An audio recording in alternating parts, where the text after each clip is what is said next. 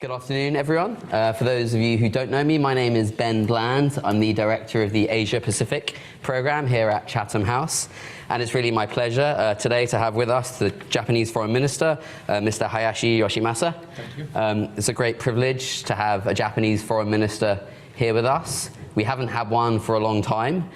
We actually sent our archivist off to try and find out the last time we had a Japanese Foreign Minister at Chatham House, and we couldn't find out the date. So it must have been for a while. And if anyone here in the past. Yeah, hopefully, yeah. If anyone here in the room knows, you can send us a postcard later with the answer. But yeah, certainly a real privilege, and I think a sign of the kind of growing Japan-UK relationship that you're here. Hopefully this is one of many more regular Japanese ministerial and even prime ministerial visits to Chatham House.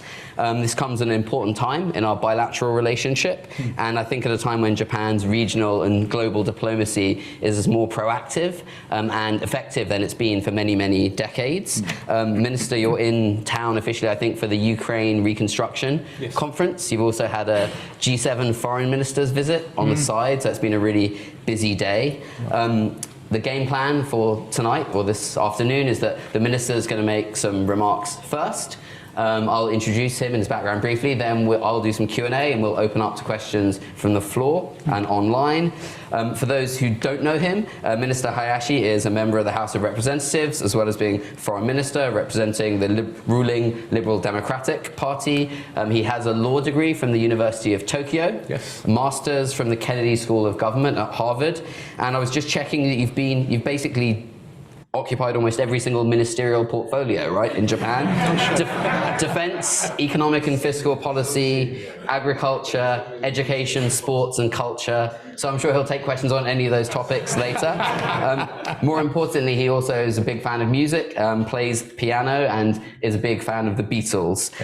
So with that, Minister, I'll leave the floor to you if you want to go to the lectern and make your remarks, and then we will carry on. And this is not under the Chatham House rule. This is all on the record, although we are in Chatham House. Thanks. Thank you.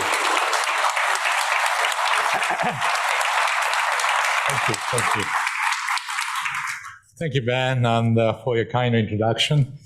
Ladies and gentlemen, this is such an honor to be given the opportunity today to address the esteemed Chatham House under the non-Chatham House rule. So, as Mr. Bland didn't fail to mention, I confess, and I'm proud that I am a very big fan of the Beatles. My first visit overseas as a foreign minister was to actually G7 foreign ministers meeting in Liverpool the year before, where I made a memorable debut by playing Imagine on the replica of John Lennon's iconic white piano at the Beatles Story Museum. So my dream come true already.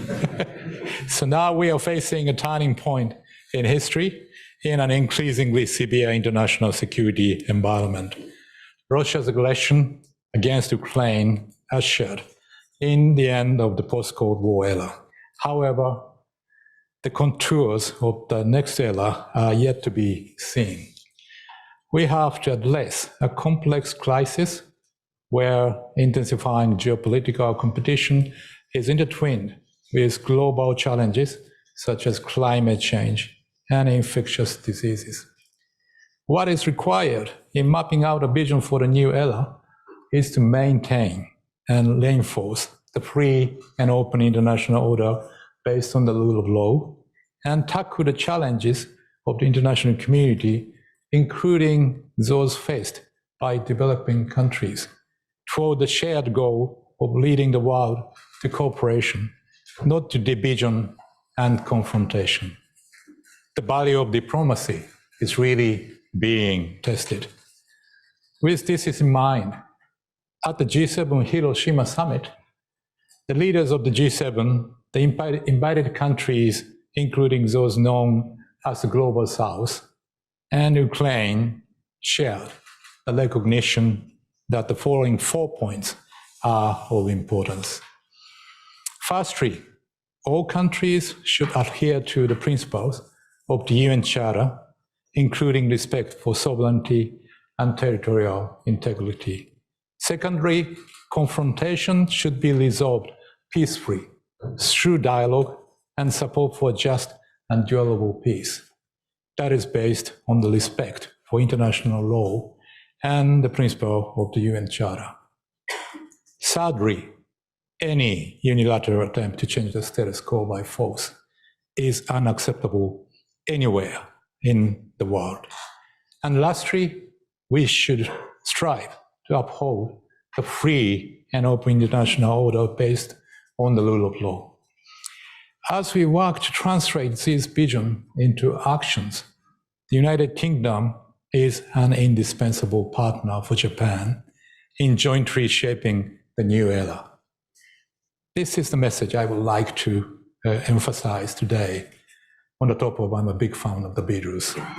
So Japan-UK relations have seen drastic development in recent years. Against this backdrop, what is the specific mission to be undertaken by Japan and the UK?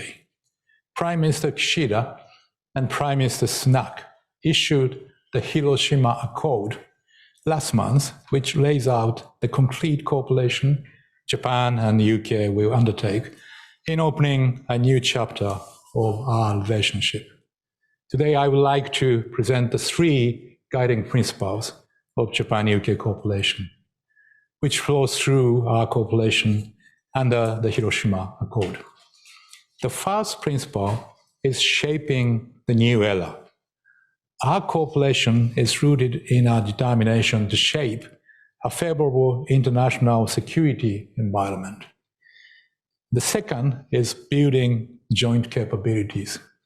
Our cooperation goes beyond aligning our views and aims to develop the capabilities to jointly address common challenges. The third is inspiring each other for sustainability and prosperity. We will leverage our strengths to work towards inclusive prosperity founded upon both economic growth and sustainability. Let me now turn to how Japan and the UK will address the strategic challenges of today under these guiding principles. As the international community faces a historical turning point, a decisive factor in shaping the new era is how we respond to Russia's aggression against Ukraine. In Ukraine, the unquestionable principles of sovereignty and territorial integrity are being challenged. If we don't resist this unilateral attempt to change the status quo by force, then it could happen elsewhere in the world, including in East Asia. It was with this sense of crisis that Japan made a major shift in its policy on Russia. Our strict sanctions on Russia and our powerful support for Ukraine constitute, in and of themselves, our efforts to maintain and reinforce the free and open international order based on the rule of law. Also, as the G7 leaders did in Hiroshima, it is critical that we continue to send a powerful message to the international community that Russia's nuclear threats, let alone its use of nuclear weapons, are completely unacceptable under any circumstances. Japan will work together with like-minded countries to follow up on the outcome of the G7 summit, which includes, number one, providing powerful support for the recovery and reconstruction of Ukraine with the participation of the private sector. Number two, continuing strict sanctions on Russia, including addressing efforts to evade and circumvent sanctions, and engagement. Number three, engagement with the global south. Today, I'm here in London, together with about 20 Japanese firms and institutions to take part in the Ukraine Recovery Conference and deliver on Japan's commitments made at the G7 summit. Tomorrow, Japan will also hold the business roundtable between Japan and Ukraine. I would like to express my sincere respect for the efforts of the UK in organizing this very important meeting in a timely manner. In addition, from the viewpoint of enhancing the engagement of the private sector, collaboration with third countries in both public and private sector is important, presenting another opportunity of Japan-UK collaboration. Leveraging its experience and knowledge gained through its own recovery from post-war devastation and natural disasters, Japan will implement uniquely Japanese forms of assistance, including on demining and debris removal, rebuilding livelihoods through developing basic infrastructure, recovering agricultural production and promoting industry, and reinforcing democracy and governance. The security and prosperity of Europe and that of Indo-Pacific is inseparable. To uphold the peace and prosperity of the international community, Japan and the UK must demonstrate through words and action that unilateral attempts to change the status quo by force or coercion are unacceptable anywhere in the world. The second challenge for Japan and the UK in shaping the new era is in the Indo-Pacific, where we see a tectonic shift underway in the balance of power. The Indo-Pacific holds much promise in terms of its potential as the engine of economic growth and innovation. At the same time, there are issues such as opaque and rapid military expansion, unilateral attempts to change the status quo by force, and economic coercion. The future of the Indo-Pacific will shape the new era, not just for the region, but for the world as a whole.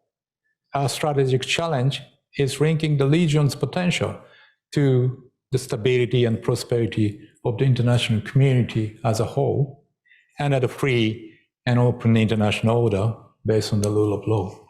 Our vision of a free and open Indo-Pacific, or FOIP, upholds this.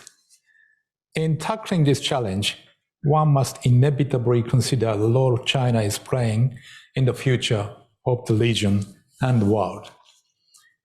As stated in the G7 Hiroshima Leaders Communique, we stand prepared to build constructive and stable relations with China, recognizing the importance of engaging candidly with China and expressing our concerns directly to it. We act in our national interest. It is necessary to cooperate with China, given its role in the international community and the size of its economy on global challenges as well as in area of common interest. This April, I visited China, Beijing, during which I candidly conveyed such positions at a meeting with Foreign Minister Qin Gang and Director Wang Yi and to Premier Li Jia. I will continue to engage in dialogue with China on various opportunities, including on matters of concern. At the same time, China needs to make a strategic decision that it will abide by the established international rules and that it cannot and will not change the international order in ways that are contrary to these rules by force or coercion. Efforts to achieve this will need to be long-lasting. We must also work to enhance our economic resilience, where further efforts on de-risking, not decoupling, will be required. Building a constructive and stable relationship with China will be critical in charting the course of this region. We cannot discuss the future of Indo-Pacific without stressing the importance of reinforcing cooperation with India, ASEAN, and the Pacific Island countries.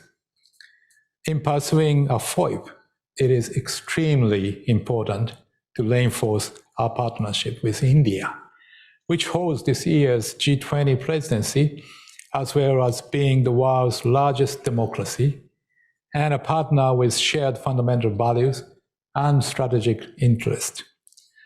Furthermore, our ties with Southeast Asian countries constitute a core element of peace and prosperity in the Indo-Pacific region. As a vision for FOIP and the ASEAN outlook on the Indo-Pacific, AOIP, resonate with each other. Efforts on disarmament and non-proliferation also constitute an important element for this region. China is accelerating its build-up of nuclear forces in an opaque manner, and North Korea continues its nuclear and missile development. It is essential that we make realistic and practical efforts toward the advancement of nuclear disarmament while addressing our security concerns. Moreover, China and Russia are strengthening their military collaboration even after Russia's aggression against Ukraine. Earlier this month, for the first time, the two countries conducted joint flights by their bombers for 2 consecutive days. Under these circumstances, the UK is critical to our efforts in the Indo-Pacific.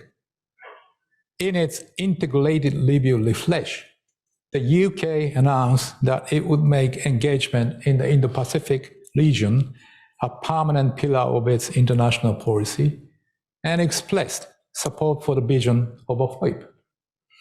It also announced its three-pronged approach on China: protect, align, and engage, which is in line with that of Japan.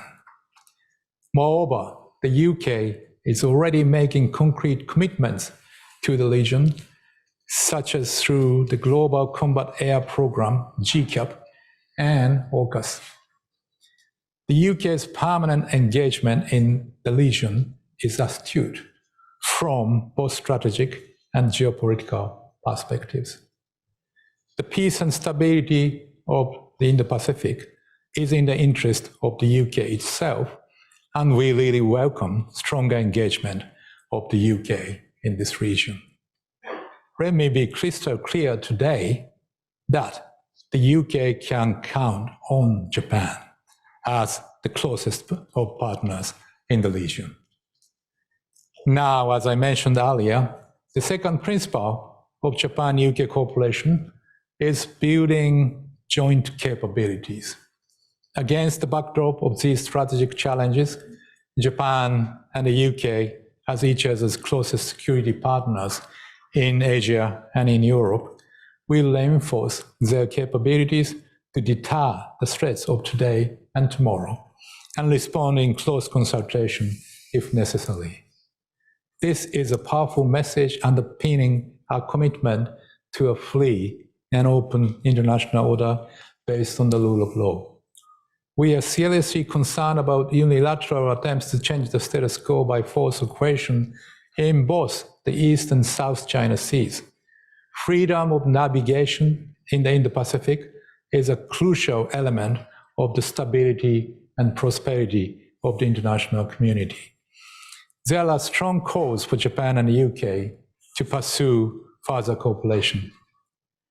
With the Hiroshima Accord as the new foundation, we will fully utilize the Reciprocal Access Agreement, or RAA, which has just been approved by the Japanese Diet, to reinforce the interoperability of our two forces through larger, more frequent, complex, and practical exercises.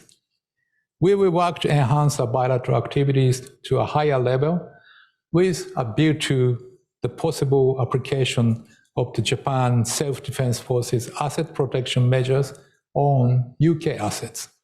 If realized, the UK will be the third country following only the US and Australia to which such measures apply.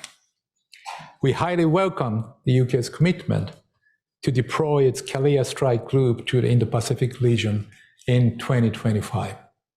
It will be a prime opportunity to reinforce our joint capabilities and showcase our robust partnership.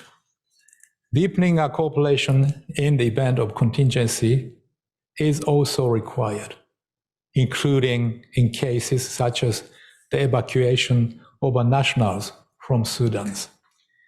These are examples of what Japan and the UK will do to give substance to our new defense partnership under the Hiroshima Accord. With Japan-US alliance as the linchpin, Japan has been deepening cooperation with countries such as Australia, the Republic of Korea, and the Philippines, and we will also enhance cooperation with NATO. The Atlantic Declaration announced by UK and the US states that the two countries will strengthen collaboration with allies and partners in the Indo-Pacific region. As our defense partnership deepens, we would also like to proactively advance security cooperation with the UK and the US. Building our capabilities in the field of security directly feeds into our ability to shape the new era. But some might ask, what is the new era that Japan and the UK envision? Our third principle, which I will discuss next, directly addresses this question. The third principle of Japan-UK cooperation is inspiring each other for sustainability and prosperity. The future Japan and the UK are striving for is the era of inclusive prosperity founded upon economic growth and sustainability. Japan and the UK are determined to lead international efforts for global resilience so that every country benefits from the free and open international order based on the rule of law. This is reflective of our shared recognition that in leading the new era, it is essential to listen to the voices of the so-called Global South and promote cooperation to resolve issues facing the international community, such as food, development, health, climate and energy, and the environment. We also share the confidence that we can turn challenges into opportunities by leveraging each other's strengths. Let us take an example. The climate crisis has long been considered as a burden on the economy, but today, grave and imminent challenge as it is, it has come to be regarded as an opportunity for growth. Japan is an important investor in UK offshore wind and clean technologies. The UK has developed considerable experience in these areas. So this relationship has crystallized as a renewable energy partnership agreed on occasion of Prime Minister Sunake's visit to Japan. So with the shared goal of ensuring energy security and accelerating the clean energy transition to achieve net zero by 2050, Japan and the UK can cooperate on renewable energy development and deployment, clean energy innovation, and critical mineral supply chains. We will work to link the global efforts on decarbonization and energy transition with inclusive prosperity. I believe there is a great potential for further cooperation between Japan and the UK, sharing similar backgrounds as two island nations with strong track records of innovation. We will continue to closely collaborate on the issue of economic security, as well as on science and technology and innovation, such as in semiconductors and AI. Japan and the UK also shared the commitment to a free and an open rules-based international economic order. In this vein, we welcome the UK's coming accession to the CPTPP. It is extremely significant that the UK, which shares the strategic values of the CPTPP, is joining us in enhancing the economic order of the Indo-Pacific region. It is critical that Japan and the UK, together with the US, continue to proactively engage in forming a free and fair economic order based on the rule of law. Our shared determination to leverage our strengths to deliver solutions for the world is at the core of the third principle. Ladies and gentlemen, the history of Japan and the UK goes back to the age of Shakespeare, when a British sailor named William Adams, having suffered a shipwreck, was washed ashore on the coast of Japan in 1600, before I was born. Adam was known by his Japanese name, Miura Anjin, and served as a diplomatic advisor to the Tokugawa shogunate.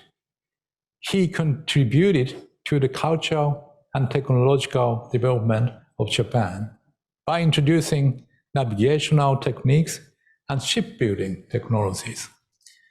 Fast forward to the 19th century, at the dawn of the Meiji era, a group of 5 young men from Choshu, which is largely today's Yamaguchi prefecture and my hometown, traveled to the UK to learn the latest technology and knowledge at the time.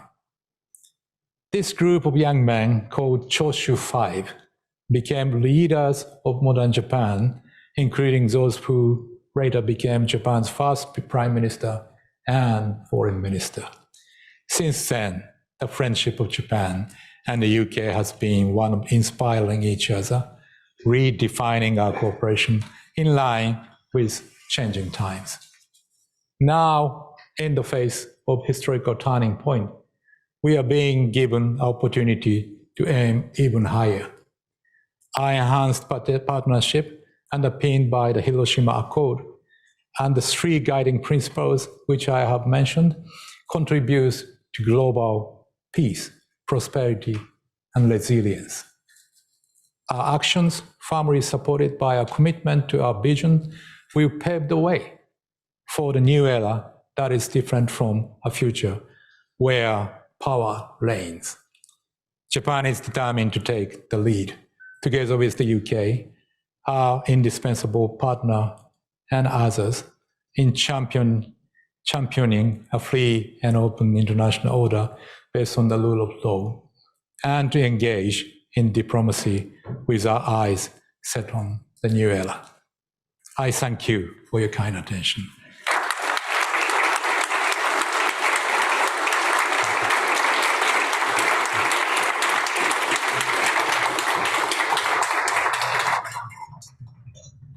Thank you, Minister, for that overview of Japanese worldview and UK-Japan relations from Shakespeare to the Beatles, all in 25 minutes.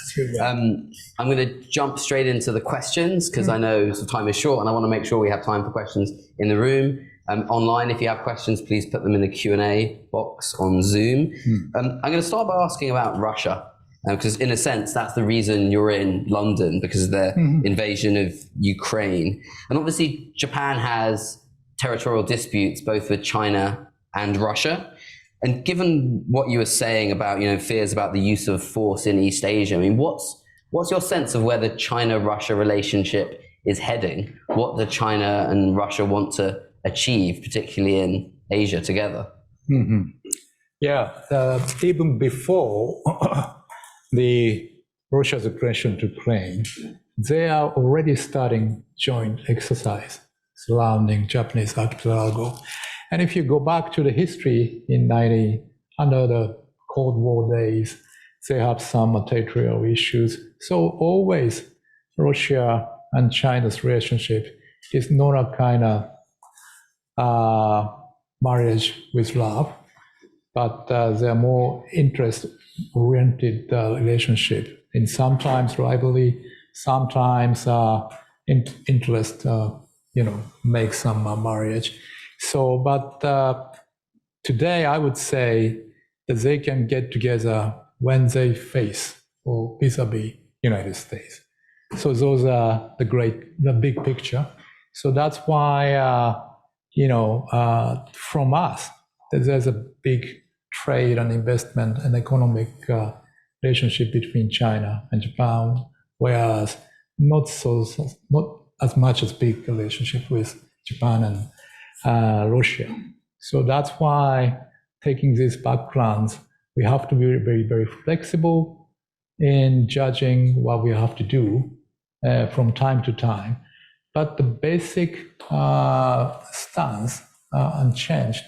That with Russia, that we have to settle the Northern Territory issues and get finally into the peace treaty. And vis-a-vis China, like I said, voicing out and ask the responsibility as a big country, and at the same time keep dialogue and also having some cooperation in the global agenda, such as pandemic and climate change, and that's what we call stable and manageable relationship with China. And do you think there's anything that Japan, the UK, constructive and stable, bilateral relationship. But do you think there's anything Japan, the UK, the US can do to drive a wedge between China and Russia? Is there any way we can influence that relationship? Because it seems for the world you're talking about, a free and open world, closer China-Russia collaboration is pretty negative for the world we want to build. So can we affect their relationship, or do we just have to let it play out between Beijing and Moscow? Yeah, this January, I hosted open dialogue in the Security Council, being a president of the Security Council in January, month of January, and the title on the theme of the rule of law. And there's so many other countries joined on the top of 15 Security Council countries. And all those countries, so-called the global south, are with us when we talk about the rule of law. So, and Russia is in war now, but China is not in war, and China really cares about the voices of the global south. So that's why voicing together, including all those global south, to touch upon those principles I mentioned, is the way that to kind of deter the joint activities between those two countries. Obviously, when you talk about the global south, I know that Japan was quite active in inviting senior leaders from a number of countries, India, Indonesia, Vietnam, Brazil, to the G7 summit earlier this year. Do you think there is room to convince countries in the global south about Japan and UK's shared concerns about China and Russia? Because it seems so far we're seeing a world that's kind of bifurcating, and there's a block of countries around the G7 plus a few others, maybe Australia, you could maybe include South Korea, and then you have the rest of the world.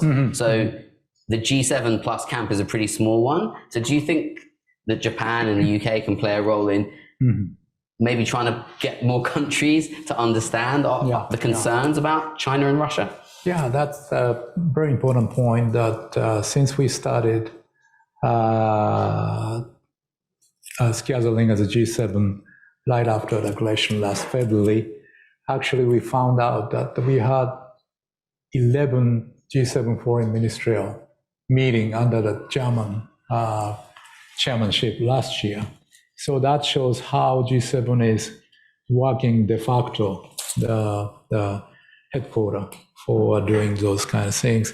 And as time goes by, we found out that we really should reaching out to the countries, so-called the global south, because number one, they are affected by the hike of the energy and food, so they are in trouble. And also, they are not big enough or strong enough to voicing out what it should be or what is right. So that's why we really think that we need a tailor-made approach to each individual countries, those situation in mind, and jointly together with also G7 and other like-minded countries. So that's why actually I'm visiting Paris from tomorrow to attend the new ways of the development finance hosted by France. And those practical ways to answer to what they need is a very good way, rather than not saying only things, but action is really important. So approach to the global south is really important. Okay. You mentioned, concerns about unilateral change of the status quo through force in East Asia. And I guess when you say that, many people here probably think about Taiwan. Taiwan obviously has elections coming up in January, and we know that the pressure on Taiwan from the PRC has been increasing. And there's a very delicate situation, obviously, for Japan as well as a neighbor. How do you think we can better support Taiwan's resilience without prompting Beijing to increase the pressure further on Taiwan? Yeah, that's the things that peace and stability across the Taiwan Strait is really important, not only for the regional, but for the world. So that's why in every communique, starting with the US-Japan bilateral, back in Prime Minister Suga days, and also G7 and as other communique, we've been keep on saying that the issue surrounding Taiwan will be resolved peacefully through dialogue. So the important thing is we will continue to convey the importance of this message, peace and stability across the Taiwan Straits, directly to China. And that's what exactly we discussed at the G7 today too. Yeah. But what can we do to help Taiwan become a more resilient society? Do you think it's supporting their membership of the CPTPP, perhaps? I mean, because on the one hand, yeah, we need China to understand the risks, but we also need to help Taiwan's economy, help it to maintain its thriving society and prosperity. So what can Japan and the UK do on that side to help Taiwan? For example, we are inviting Taiwan to join the WHO. So for those global agenda, we don't want to have some places vacant for the WHO and other international corporation or international organization. So helping the Taiwan into WHO and other that kind of activities is one thing we can do together. Yeah, I just have a few more questions before I open it up. It's sort of quick fire round. The next thing I want to ask you about is South Korea or Republic of Korea and relations between your two countries. In the new national security strategies of both Japan and South Korea, I think both your governments emphasized the importance of improving the bilateral relationship, which is already going quite well. In the past, we know there have been many ups and downs between Japan and South Korea. But do you feel that your two countries have turned a corner now in the relationship, that you won't go back to the problems of old, that there's a whole new paradigm, if you like, in Japan-Korea relations? Thank you very much. Last year, I attended the inauguration of President Yoon, May or June or that part, almost a year ago. And that's the beginning of the process. That's like climbing on the mountain and sometimes not reaching to the top, but going down again and try again, down again.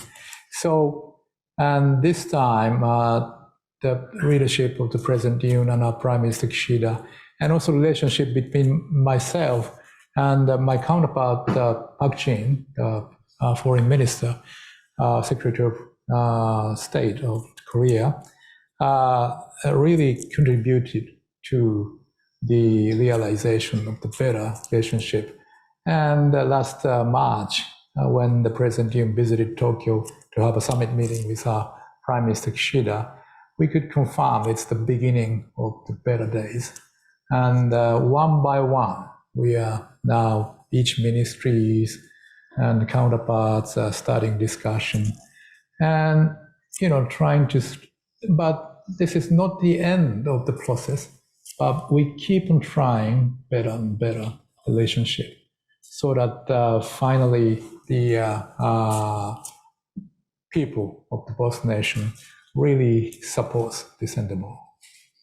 Just a couple more questions about China before we open it up. I know that in your speech you said de-risking, not decoupling. But earlier today we had Mr. Liu Junchao, the head of the International Department of the Chinese Communist Party, speaking here, and he said to us, de-risking is basically just another word for decoupling. To China, it looks the same. So yeah, can you explain, like, what is the difference? How can you assure us that sort of de-risking won't lead to the disentanglement of China's economy with Japan and others, which has been, you know, ultimately a source of prosperity as well as some problems for the world? Yeah, that the key word could be the economic security, and we've been discussing these issues even before I became a foreign minister. We've been discussing all these issues at the party and the government, and we finally came up with legislation last year to have a basic framework for economic security. So, which including, you know, anti-economic ways, we experienced as early as 2010 that when we capture the Chinese ship, the Chinese reacted by stop exporting some minerals to Japan. And when the COVID-19 started, as you know, when Australia asked about what happened in Wuhan, they just simply stopped buying coals from Australia. So those things, I don't know precisely, but when you go to the WTO, it's not desirable actions. So all of us in the WTO, and for example, all of us in UNCLOS. So as long as you get into those agreements, you have to abide by the rules. So to make sure that everybody, not only China, but everybody should abide by the rules, because we agreed on to that. So that's why make assurance for that kind of things, and also to protect the advanced technologies and supply chain in case of something happen, like under the COVID-19, we are trying to increase manufacturing of the mask in Japan, and every company has agreed to do that, but waiting for several weeks, no mask supplies, and found out that their factories in China. So they cannot export to Japan. So that kind of things is economic security. And using this economic security, we are doing de-risking. So that means with this rule, we can invest and trade with China and those countries.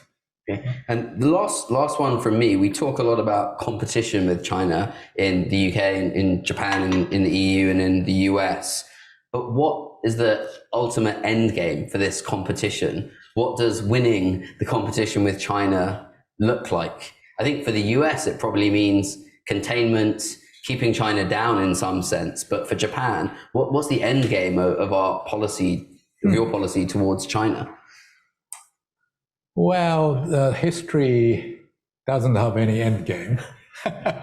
So it's like as a young man, we are watching movies, and it's like 2 hours, and it's always the end game. Maybe chapter 2, chapter 3 of the Star Wars coming after that. But now we are seeing the history such as Netflix. So season goes and goes and goes. So that's why, you know, what we are trying to do is to de-risking, and everybody's abide by the rule, that's okay. But in case somebody is not abide by the rule, we need something to keep. Great. I'm happy to take questions now. If you can just make sure you do ask a question, not give a statement, and tell us who you are and any affiliation that you have. Just the lady there, yeah, who come in this row. Yes. Thank you so Thank you so much. My name is Ayako Hatano. I'm a doctoral student and a researcher at the University of Tokyo, University of Oxford now. I did it at the University of Tokyo as well. I was an intern at your office many years ago. So it is, lucky. I'm lucky enough and so fortunate to have you, to have this opportunity to listen to your talk here. Thank you so much for a wonderful talk and covering so much in critical issues. If you just jump to the question so yes, we can get some more. Sorry, my question is, so you talk about a lot about global peace, but global justice is also very important, for all of the war and for Japan and the UK as well. And then there's obviously a lot with international violation of international law, including international humanitarian law and international human rights law. So I'm just curious on how Japan should address this, violation of international law as well as, the huge global justice issues. Thank you. And I'm glad to see you again here as an Oxford student. So actually, I mentioned in the speech that just peace. We don't, simple peace is not enough. If Russia's aggression continues, and to some extent, they have to accept, like some of the territories are on the Russian side. It could be called as a peace, but it's not just peace. So that's why what we are doing is to keep united to do more sanctions against Russia and helping Ukraine to keep the just peace, which is never change the status quo by force. And that's why we need a just peace. And if we cannot keep the just peace, then that will send a long message anywhere in the world, including East Asia. Okay. Question at the front here, this gentleman.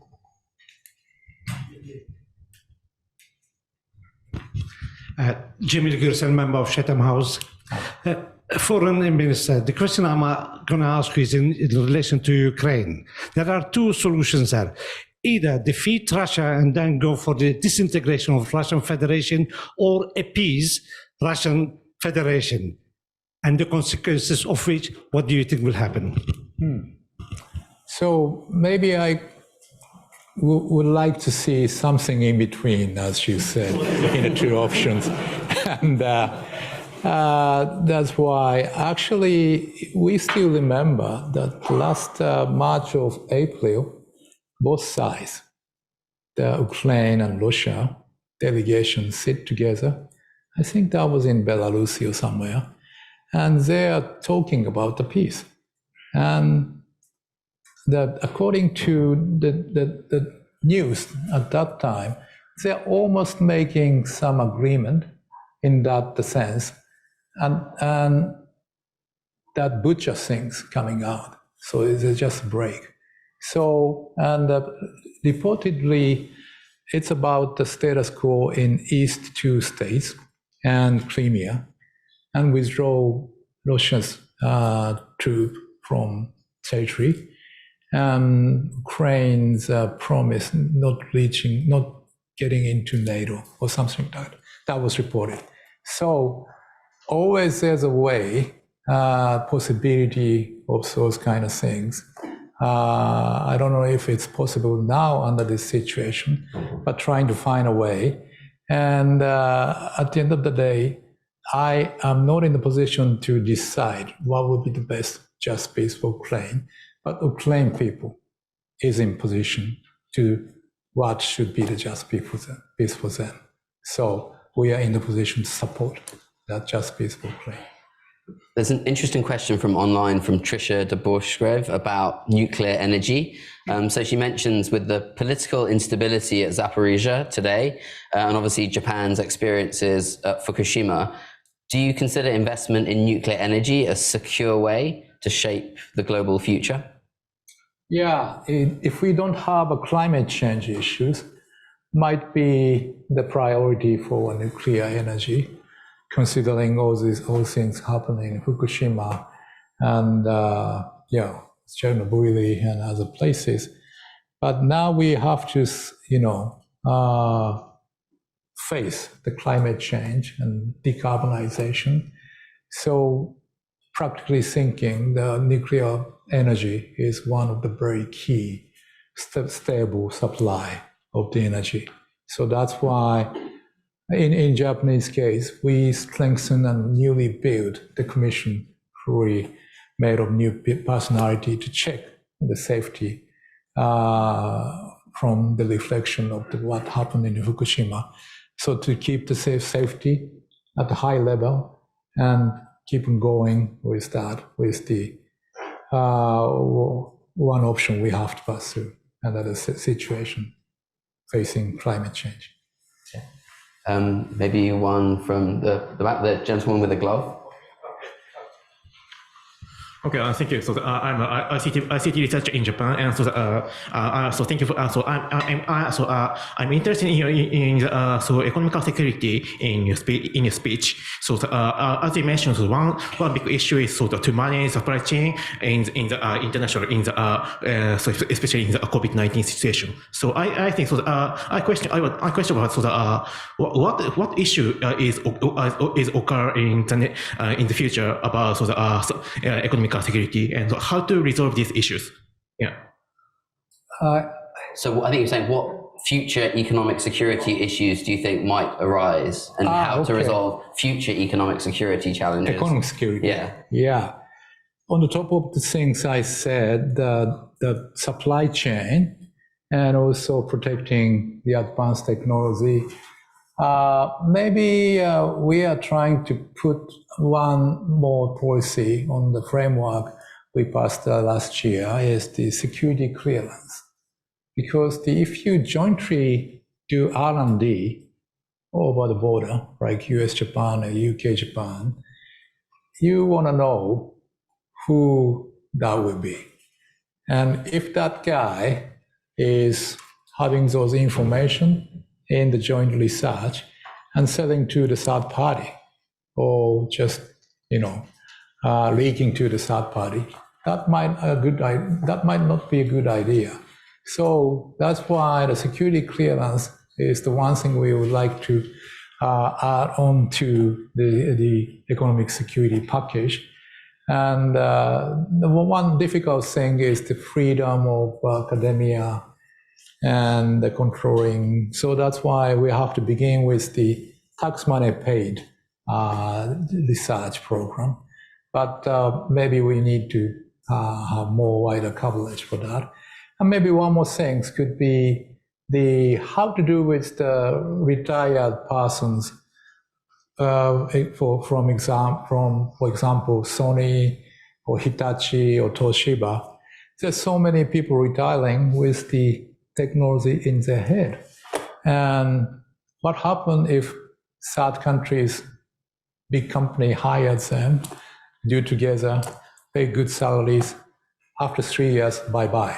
So those things are more difficult to control because it's the freedom of choice where you would like to work. So that's why that kind of relating to the R&D and also the intellectual property rights are the issues that we have to still tackle. Yeah, we have a lot of discussions at Chatham House about these issues because there's obviously a very delicate balance between economic security and freedom of research, academic freedom, as you're saying. So it's a difficult balance to get right. Can I have your report after that? Oh yeah, sure. if we get any good answers, sure. The lady there in the middle. Sorry, that side, but yeah, that's fine. Go ahead. Which one? Yeah, it's just here. It's fine. Okay, thank you. I'm Dr. Ruth Taplin. I'm director of the Center for Japanese and East Asian Studies. Arigato for your wonderful presentation. I just want to ask, what role do you see in high-tech companies which straddle the North and South and are involved with high technology, AI, and all these important developments? What role do you see in the future of them helping to resolve and maybe even help economic security and competition laws actually being used to reinforce that role? Yeah, I think technology if it used lightly, will help solving all those issues. For example, like I mentioned, climate change issues are always regarded as a burden to the economic growth, but now we can use the new technology to have ammonium and hydrogen. So, and that will be a new technology as a business chance. So that's why we can use it as a new technology as a business chance.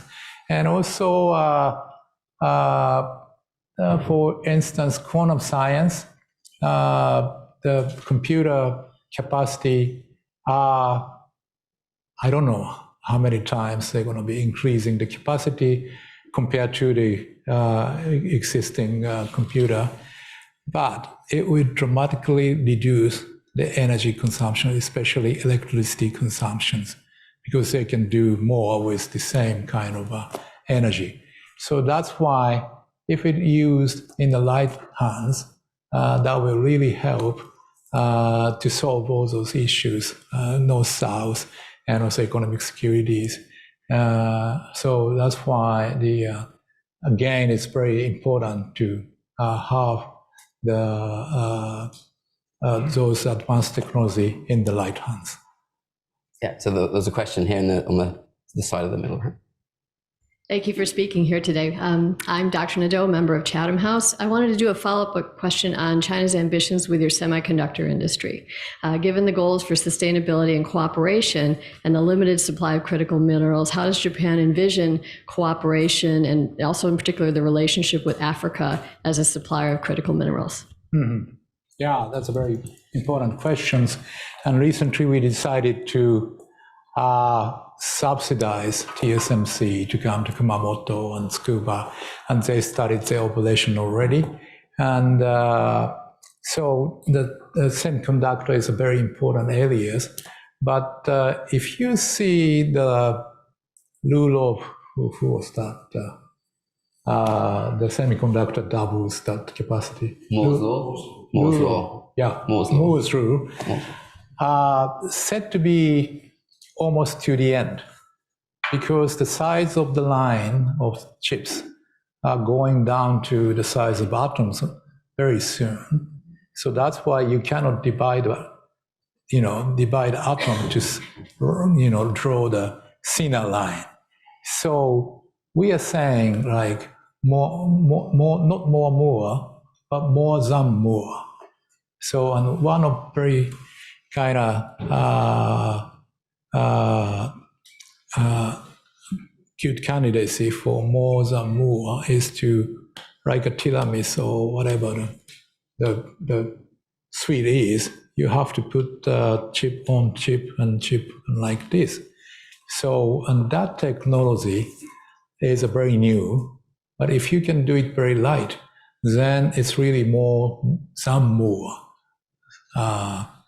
compared to the more. So that's why, again, those very advanced technologies together with those minerals, and minerals could be also shifted, because I understand that now that you don't need cobalt to use to make chips or some kind of machines by using new technologies. So that's why if you can change the minerals to, let's say, silicon is everywhere, right? So that's why, like I said to that last question, those advanced technologies will solve in the way that we cannot imagine now. So we are very hopeful about those breakthrough of those technologies. I think we have time just for one more. Maybe the gentleman in the blue shirt over there. Thank you. Hello, Your Excellency. Rich Preston from BBC News and a member here at Chatham House. I'd like to ask you about India, a country which has maintained a fairly lukewarm relationship with Moscow, buying more Russian oil than ever before. Narendra Modi is in Washington, D.C. this week. What would you like, from Japan's perspective, President Biden to ask of Narendra Modi? If under Chatham House rule, I can say something for that. But if it's open, the official answer would be I refrain from commenting on the third party's diplomacy. But India is very important countries all for us. And under this, the group called Quad, US, India, Australia, Japan, it's been doing so many things in a practical way to cooperate together for this area as a whole. So that's why strengthening more and more with that cooperation between us, with the biggest democracy, and we share the value with India. So in that sense, I think it's very important for more dialogue between United States and India, India with us, with Australia. Yeah, thank you. Thanks. We're out of time. We are going to have a drinks reception upstairs at the end of this. In a second, I'll ask you to join me in giving a round of applause to the Minister, but please stay seated at the end while the Minister leaves for a minute. I think he might join us at the drinks very briefly, but please stay seated at the end while he leaves, and then join us upstairs for a drink afterwards. But thanks, Minister, so much for sharing all your thoughts.